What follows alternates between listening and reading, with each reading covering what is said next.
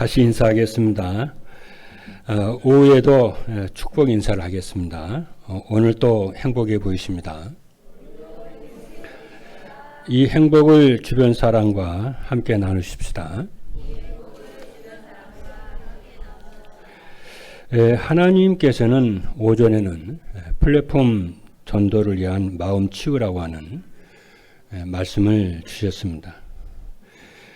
그리고 오후에는 마음 치유가 되는 전도자의 삶이라고 하는 말씀을 주셨습니다. 또 오후에는 산업선교 헌신 예배를 우리가 드리고 있습니다. 플랫폼 전도는 찾아가는 전도가 아니고 찾아오도록 하는 전도입니다. 사람들이 찾아오는 플랫폼 전도가 되려면은 성삼위 하나님이 나와 함께 하시는 임마누엘의 축복으로 우리가 행복해져야 되어집니다. 그래서 플랫폼 전도가 되려면은 전도자의 삶을 살아야 하고 전도자의 삶을 진짜 살면은 마음 치유가 된다는 것입니다. 그럼 마음 치유는 무엇이냐면은 하나님을 모셔야 할 마음에 하나님 두기를 싫어하는 마음이 치유되는 것입니다. 그리고 혼자 있으면 마음이 불안하고 집중이 안 되어서 기도를 못하는 마음이 치유가 되어져서 정말 행복하고 기도가 되어지는 그런 마음으로 치유되는 것입니다. 그리고 감사할 줄 모르는 사람이 불평, 불만이 없으며 사람에게 민감하게 대하는 마음이 치유가 되어져서 사람 대하는 것이 행복하고 관계가 회복이 되는 것이 마음 치유입니다. 플랫폼 전도를 하기 위해서 마음이 치유가 되려면은 어떻게 해야 되냐? 이게 미션이거든요. 여러분 마음만 먹으면 미션을 진짜 내가 순종하겠다. 진짜 마음만 먹으면은 하나님의 미션을 순종할 수 있도록 힘을 주세요. 진짜 여러분이 언약을 잡으면은 언약이 회복이 돼요. 그렇죠. 그래서 마음이 치유가 되면은 하나님이 보내주신 그리스도를 하나님으로 모셔야 되고요. 그리고 창조주 하나님이 절대 주권을 가지고 만물을 주관하신다는 것을 믿어야 되며 하나님이 주신 복음을 누림으로 과거의 상처가 미래의 발판이 될 줄로 믿습니다. 그리고 플랫폼 전도를 위한 마음이 치유가 되면은 지난날 아픈 모든 상처들이 감사로 바뀌게 되고 사람들과의 관계가 회복이 되고 삶의 여유가 생겨서 불평, 불만이 사라지고 모든 일에 감사가 될 줄로 믿습니다. 우리 산업선교 우리 회원들과 모든 성도 여러분 렘넌트들이 이번 주에는 말씀이 치유가 되는 전도자의 삶을 살게 되는 응답을 여러분들이 누리게 되고 그것을 확인하게 될 줄로 믿습니다. 나는 잘 안 되는데요. 그런 사람이 있어요. 그래도 괜찮아요.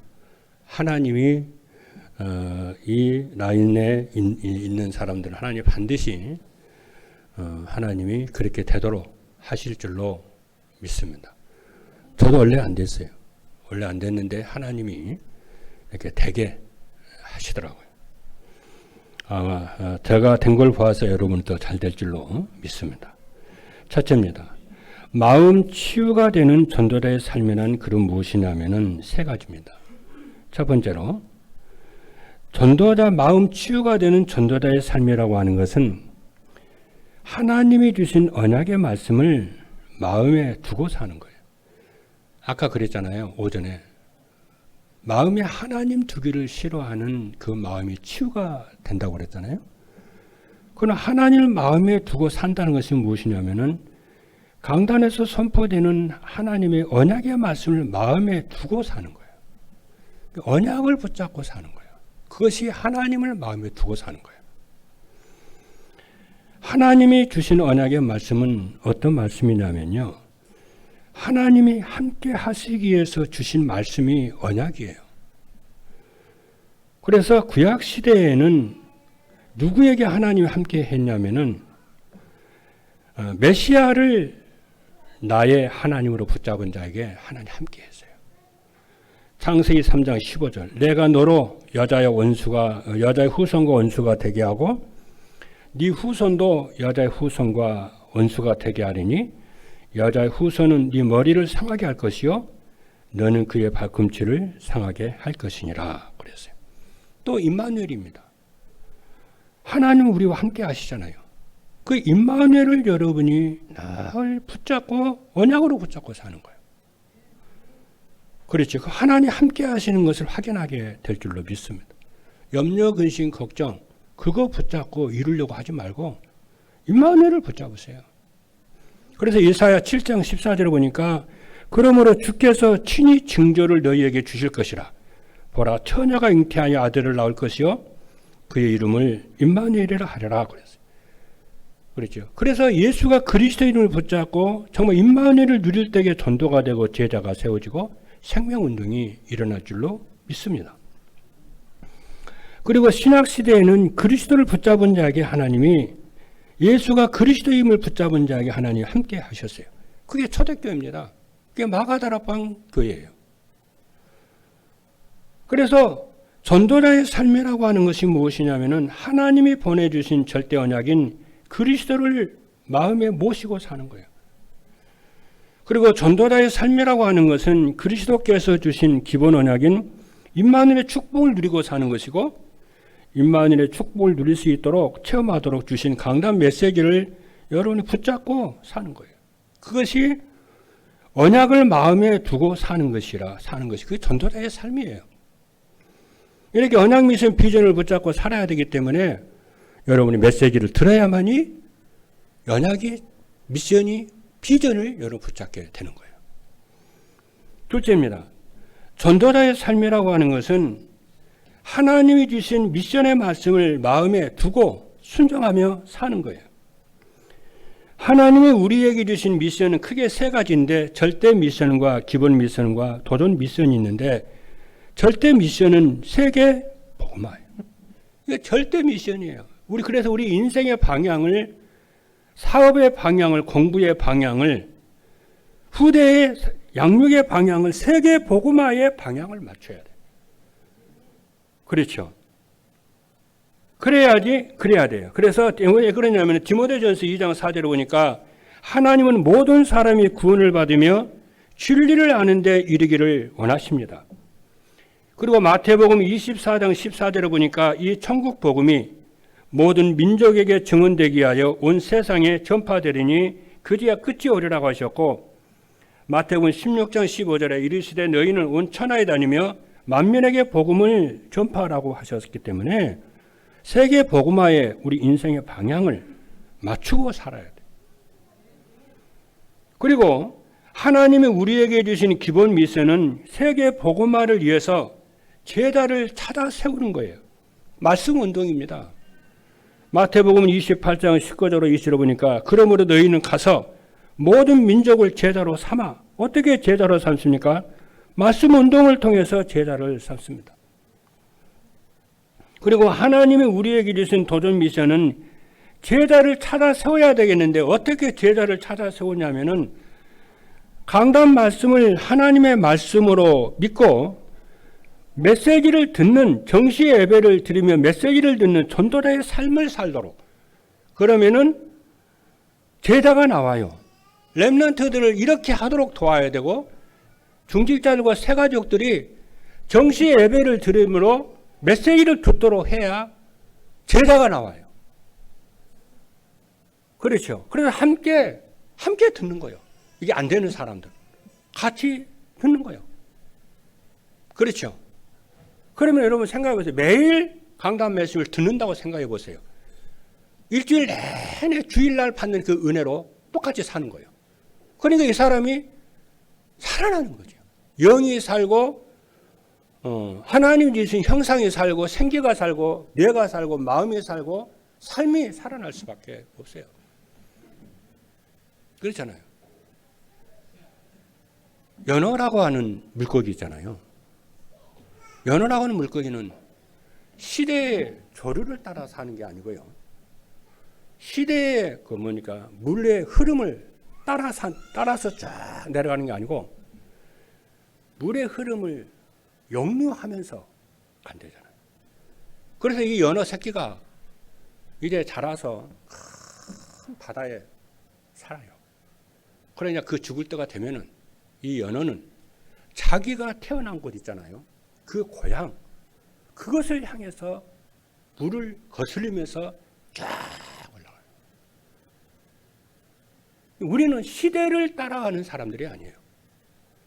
우리는 세상에 타락한 하나님을 떠난 문화와 지식과 사상을, 이념을 따라가는 것이 아니고 그 가치관을 따라 사는 것이 아니고 하나님이 우리에게 주신 세계복음화, 언약미신 비전을 붙잡고 계속 시대를 역류하면서 가는 것이 렘넌트고 남은 자요, 남을 자요, 그런 제자를 삼아 세우는 것이 교회라고 하는 거예요. 교회는 시대를 따라 살아가는 게 아닙니다. 시대를 역류하면서 하나님의 나라를 이 땅에 이루어가 사는 거예요. 그렇게 하려면 힘이 있어야 되는데 전도자의 삶을 매일 살아야 돼. 늘 하나님께 정시의 예배를 통해서 하나님을 누리는 영적 힘을 얻고 오력을 회복이 되어져야 그러한 삶을 살게 되는 거예요. 그래서 하나님께서 그런 힘을 주시겠다고 약속을 하셨잖아요. 그렇죠. 그게 바로 렘넌트예요. 그래, 렘넌트들이, 그 힘을 받은 렘넌트들은 세상에 지도자가 돼가지고, 지도자가 돼 세상을 끌고 가는, 세상에 따라가는 것이 아니라 세상 지도자가 돼, 그들은 세상 사람을 끌고 가는 거예요. 이게 전도자의 목적이에요. 이게 플랫폼 전도입니다. 이게. 셋째입니다. 전도자의 삶이라고 하는 것은, 그러죠. 그래서 전도자의 삶이라고 하는 것은 하나님이 주신 비전의 말씀을 마음에 두고 누리며 사는 겁니다. 비전은 언약을 붙잡고 미션을 순종하며 살면은 따라오는 열매입니다. 그러죠. 우리가 그리스도를 붙잡고 임마누엘의 축복을 누리며 세계 복음화의 방향을 맞추고 정시 예배를 통해서 전도자의 삶을 살면은 하나님이 우리에게 증거를 주시고 비전을 주세요. 그게 바로 세계 복음하고 그러잖아요. 주님의 재림이고 주님이 재림할 때에 우리가 누리게 되는 공중에서 주님과 결혼을 하고 천년 왕국에서 천년 동안 왕노릇 하게 되는 것이 우리의 비전입니다. 그렇죠. 그래서 전도자의 삶은 하나님의 절대 비전인 그리스도의 재림을 기다리며 사는 것이고 그리스도께서 재림하시는 그날 우리는 공중에서 하나님을 만나 혼인잔치에 참여한 후 천년 동안 왕노릇하는 것이고 이게 성도의 비전입니다. 그리고 전도자의 삶은 전도자의 비전인 하나님 나라의 상급인 제자의 축복을 누리고 사는 것입니다. 그래서 디모데후서 4장 8절의 말씀을 보니까 이제 후로는 나를 위하여 의의 면류관 예비되었으므로 주곧 의로우신 재판장이 그날은 내게 주실 것이며 내게만 아니라 주의 나타나심을 사모하는 모든 자에게 도니라 그랬어요. 그래서 언약미션 비전을 어떻게 하면 성도들에게 언약미션 비전 붙잡고 살아라 이렇게 하는 성도들이 힘이 말은 알아듣는데 어떻게 언약미션 비전을 붙잡고 사는지를 몰라요. 그래서 이번 내일부터입니다. 내일부터는 이제 언약미션 비전을 사모를 대신 언약미션 비전을 강단 말씀을 속에서 찾아서 여러분에게 아침에 올려드릴게요. 근데 그 언약미션 비전을 가지고 그 기도문을 가지고 언약미션 비전을 따라서 언약을 잡고 미션에 순종하고 여러분 기도의 응답을 누리기를 축복을 합니다. 여러분의 인생이 정말 변화가 되고 운명이 변화가 되는 하나님 함께하고 역사하시는 것을 여러분 확인하게 될 줄로 믿습니다. 그래서 이것을 여러분 하루에 3차례씩 여러분이 묵상하고 기도하고 여러분이 도전을 해보시는 축복이 있기를 바랍니다. 두 번째입니다. 마음 치유가 되는 전도자의 삶을 살려면 어떻게 해야 되느냐? 3가지인데요. 전도자의 삶을 살려면 예배가 삶의 중심이 되어야 합니다. 왜냐하면 하나님이 우리를 구원하신 목적이 우리의 예배를 받으시기 위함이기 때문에 그렇습니다. 하나님은 예배 시간에 선포되는 말씀으로 우리를 인도하시고 예배 시간에 선포되는 말씀으로 우리와 함께 하십니다. 그래서 출애굽기 3장 18절에 보니까 그들이 네 말을 들으리니 너는 그들의 장로들과 함께 애굽 왕에게 이르기를 히브리 사람의 하나님 여호와께서 우리에게 임하셨은즉 우리가 우리 하나님 여호와께 제사를 드리려 하오니 사흘길쯤 광야로 가도록 허락하소서.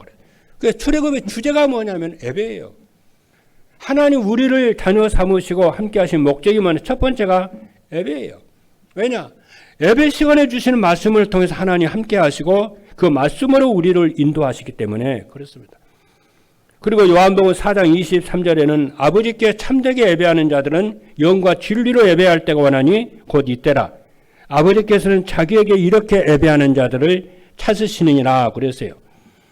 그리고 예배 시간에 선포되는 말씀에 인생의 모든 문제의 답이 있기 때문에 예배 중심이 우리의 삶이 되어야 될 줄로 믿습니다. 또 그렇게 되도록 하나님이 여러분들에게 힘을 주실 줄로 믿습니다.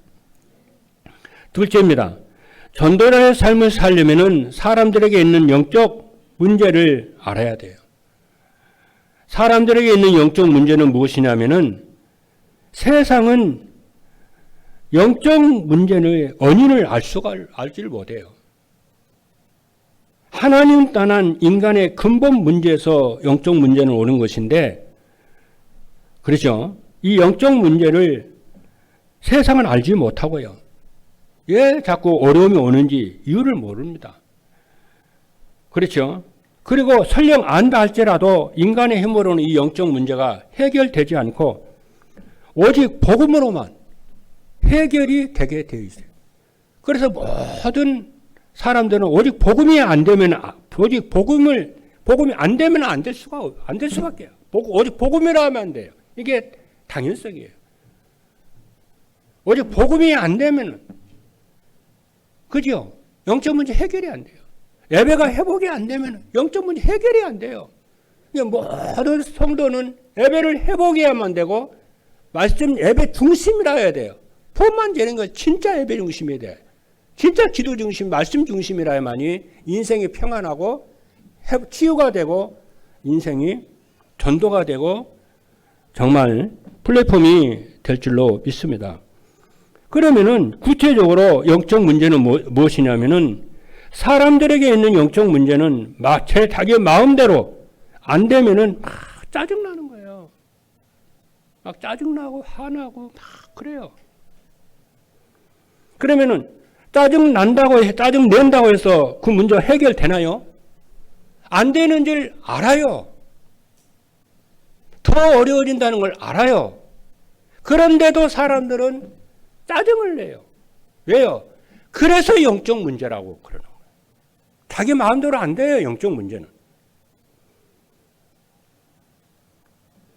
그죠? 하나님의 은혜를 받아야, 복음이 오지게 돼야 내 삶이 예배 중심이 되고 말씀 중심이 돼야 인간은 마음이 평안하게 되고 평강을 회복을 하게 돼요. 행복해지는 거예요. 그래서 사람들에게는 영적 문제는 이해관계에서 손해가 나면은 싫어하고 미워하잖아요. 그래서 손해가 나면은 형제끼리도 싸우고 부모와 자식끼리도 사이가 멀어지고 그래요. 이게 영적 문제입니다. 마음의 상처 얘기예요. 사람들에게 있는 영적 문제는 다른 사람들에게 인정받고 싶은 거예요. 여러분, 예수님을 보세요.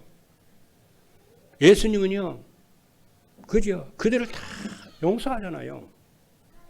스데반 집사가 복음 전하다가 이렇게 순교를 당하잖아요. 그때 이 스데반 집사가 뭐라고 하는지 아세요?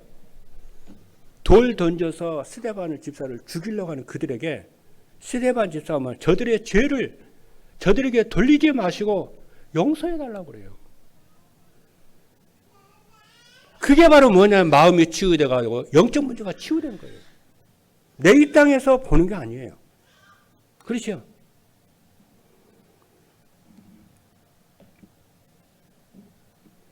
셋째입니다. 전도자의 삶을 살려면은 그리스도로 인생의 모든 문제를 깨끗이 끝내야 합니다. 인생의 그 많은 문제를 어떻게 그리스도로 깨끗이 끝낼 수 있나요? 그리스도가 어떤 분이고 그분이 우리를 위해 하신 일을 알면은 돼요. 그리스도는 우리 인생의 모든 문제를 해결하시려고 오신 구세주이십니다. 누가복음 2장 11절에 보게 되면 오늘 다윗의 동네에 너희를 위하여 구주가 나셨으니 곧 그리스도 주신이라고 그랬고, 요한복음 19장 30절의 말씀을 보니까 그리스도께서 십자가 위에서 다 이루셨다고 선언하셨어요. 그리고 그리스도 안에 인생에 필요한 모든 지혜와 지식과 보화가 다 감춰져 있습니다. 골로새 2장 3절입니다. 그 안에는 지혜와 지식의 모든 보화가 감춰져 있느니라 하셨고, 빌립보서 4장 19절에는 나의 하나님이 그리스도 예수 안에서 영광 가운데 그 풍성한 대로 너희 모든 쓸 것을 채우시리라고 했습니다. 이건 아멘입니까? 그래서 내 인생의 모든 문제를 그리스도로 전부 끝내는 거예요. 요한복음 5장 24절에 보니까 내가 진실로 진실로 너희에게 이르노니 내 말을 듣고 나 보내신 이를 믿는 자는 영생을 얻었고 심판에 이르지 아니하느니 사망에서 생명으로 옮겼느니라. 이러한 예수님께서 우리를 위해서 하신 이 언약의 말씀을 우리가 진심으로 믿고 믿으면은 모든 문제는 끝나는 줄로 믿습니다. 근데 착각하면 안 됩니다. 7명의 렘넌트들의 삶을 보면은요, 요셉이 형들의 미움을 받아가지고 노예로 팔려갔어요. 그리고 보디발의 집에 노예로 갔어요. 아무런 잘못도 없는데도 감옥에 갔어요. 인간적인 계산으로 보면은 그는 분명히 실패했어야 되고 분명히 망했어야 되는데, 언약을 붙잡고 하나님과 함께하는 임마누엘 축복을 누리는 요셉의 삶에는 오히려 그것이 세계복음하는 길이었고 여정이었고 통로였어요. 그렇죠? 하나님의 주권을 믿는 거예요. 다윗도 그렇고 모세도 그렇고 그래요. 우리 앞에 있는 지금 이런 문제 저런 문제가 손해가 되는 것 같고 우리를 망하게 하는 것 같지만은 하나님 우리를 그대로 놔두지를 않는 거예요. 반드시 우리를 향한 하나님의 계획은 이루실 줄로 믿기를 주님의 이름으로 축복합니다. 세 번째 마지막입니다. 마음 치유가 되는 전도자의 삶을 살면은 어떻게 되느냐 하면은 첫째입니다.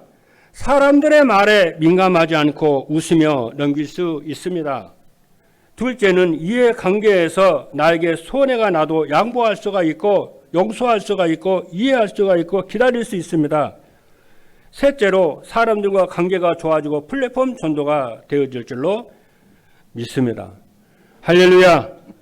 이 축복을 누리시는 마음의 치유가 되는 이 축복을 누리는 전도자의 삶을 살기로 이번 한 주간에도 여러분 승리하시는 축복 있기를 주님의 이름으로 축복합니다. 기도하겠습니다.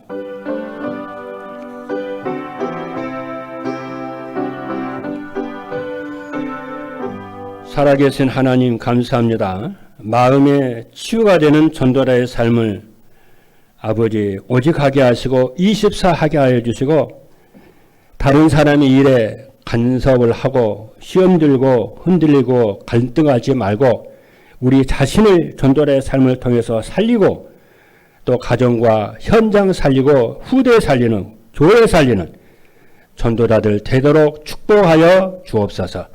살아계신 예수 그리스도 이름으로 기도하옵나이다. 아멘.